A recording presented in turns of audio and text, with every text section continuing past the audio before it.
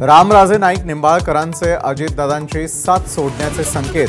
रणजित सिंग निंबाळकर गोरेंविरोधात नाराजी, तुतारी वाजवायला किती वेळ लागेल, निंबाळकरांचा इशारा।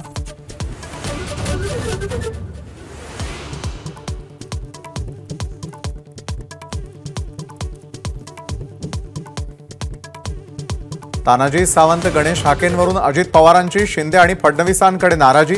नागपुरातील बैठकीतील इनसाइड बातमी माझावर, महायुतीच्या नेत्यांसाठी गाईडलाईन ठरवणार।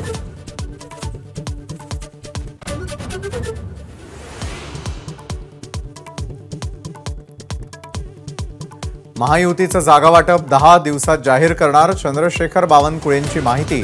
छोट्या मित्रपक्षांचाही विचार होणार, जिंकेल त्याला जागा, हे महायुतीचं सूत्र।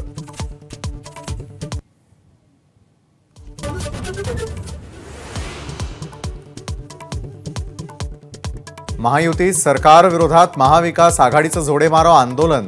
मालवणमधला शिवरायांचा पुतळा कोसळल्यावरून महाविकास आघाडीचे नेते आक्रमक। ठाकरे, पवार आणि पटोलेंचा आंदोलनात सहभाग।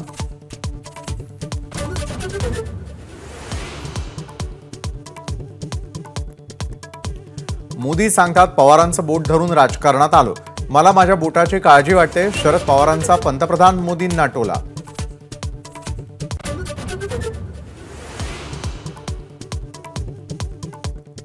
शिवद्रोही महायुतीला गेट आउट करा, उद्धव ठाकरेंचा घणाघात। तर महाविकास आघाडीला 2 वर्षांपूर्वी गेट आउट केलं, मुख्यमंत्री शिंदेंचा पलटवार।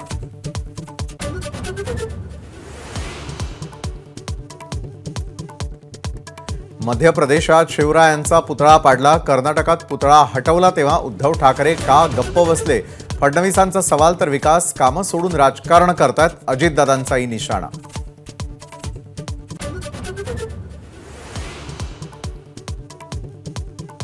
पुतळा कोसळल्यानंतर दंगली घडायला पाहिजे होत्या, ठाकरेंच्या शिवसेनेचे नेते चंद्रकांत खैरेंचं चिथावणीखोर वक्तव्य, महायुतीची जोरदार टीका।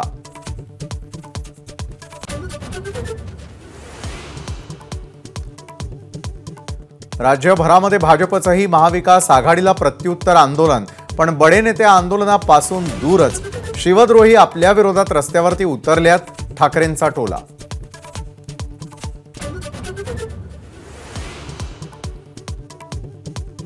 हिंगोली जिल्ह्यामध्ये पूर परिस्थिती, कयाधू नदीला पूर, बाजारपेठेसह नागरिकांच्या घरात शिरलं पाणी, जनजीवन विस्कळीत।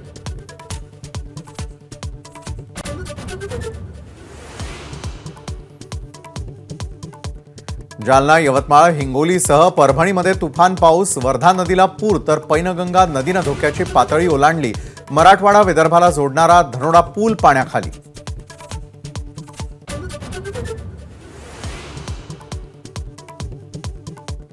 लालबाग परळ परिसरामध्ये बाप्पाच्या आगमनाची लगबग, ढोल ताशांच्या गजरात अनेक बाप्पा मंडपात दाखल, पूजेचं साहित्य, मखर खरेदीसाठी बाजारपेठा फुलल्या।